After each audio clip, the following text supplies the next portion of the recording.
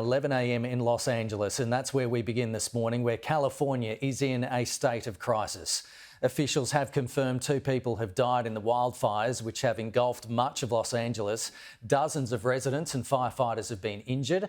The fires, which have been driven by strong winds and dry conditions, has resulted in more than 1,000 properties being destroyed, many of them multi-million-dollar homes. The cause of the fires remains unknown. There are 4 main areas of concern as we go to air this morning.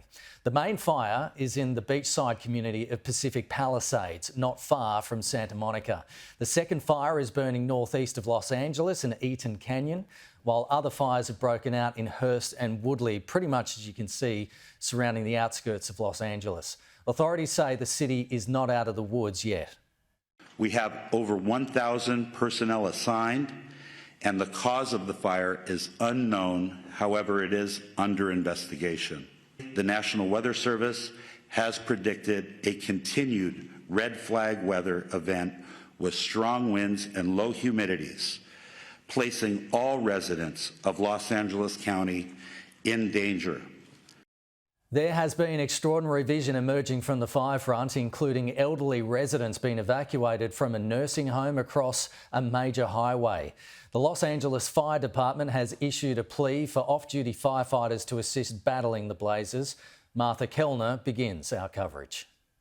People here are very much not out of the woods yet. We expect this wind to continue until at least midday today, and these fires 0% contained at the moment, so it continues to be a very dangerous situation, and officials there saying that life-saving continues to be their key priority. I'm in Pacific Palisades, as you mentioned, which is the epicentre of this firestorm. It's hard to believe to look at it now, but this is the very centre of Pacific Palisades, which is one of LA's most exclusive upmarket suburbs. The likes of Reese Witherspoon, Tom Hanks, Ben Affleck, they all have homes here. They were all evacuated yesterday. The building that you can see now is home. Used to be home to a couple of coffee shops, an Italian restaurant, and a bank was in there.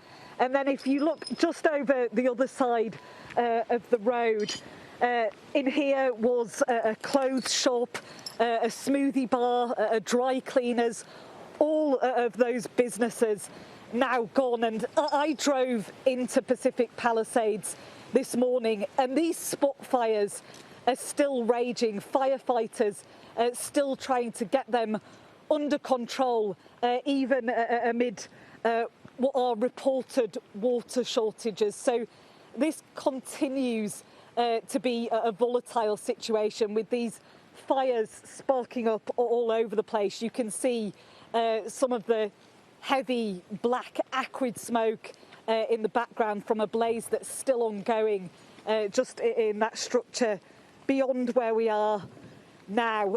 As we've been hearing from officials, 2 people have sadly died as a result of these fires. They actually lost their lives in a fire in the east of the city in a place called Altadena. There are a number of injuries reported, including to a 25-year-old female firefighter who suffered a serious head injury trying to tackle these blazes yesterday evening. It is, as you can see, almost complete devastation here. There are very few buildings left untouched in Pacific Palisades, and it's a similar scene along Pacific Coast Highway, which is, anyone who's visited LA will know, is one of the iconic roads here. It's one of the most beautiful coastal roads in the country. Well, many of the bars, restaurants, multi-million-dollar homes that line that Pacific Coast Highway, they are up in flames or already burned down today. So many people here waking up to a completely transformed landscape, one that is incredibly painful for many people to confront. Martha Kellner reporting from the ground, and these live pictures that have been coming into the newsroom really show what firefighters have been dealing with on the ground. You can see the extent of the plume that is coming off the fires there, burning more than 5,000 acres, that Pacific Palisades fire. State of emergency at the moment, and at one stage where we had the strongest of the winds, the wildfire was burning through about 5 football fields every minute. There's more than 180,000 people without power, and because of the strong winds, a water-bombing aircraft had been limited. And there's only so much that firefighters can actually do on the ground as well. And in other live pictures that we've seen this morning, we've seen multiple properties up in flames. And as we were mentioning, some of these are multi-million-dollar properties as well. The conditions potentially improving in the coming days.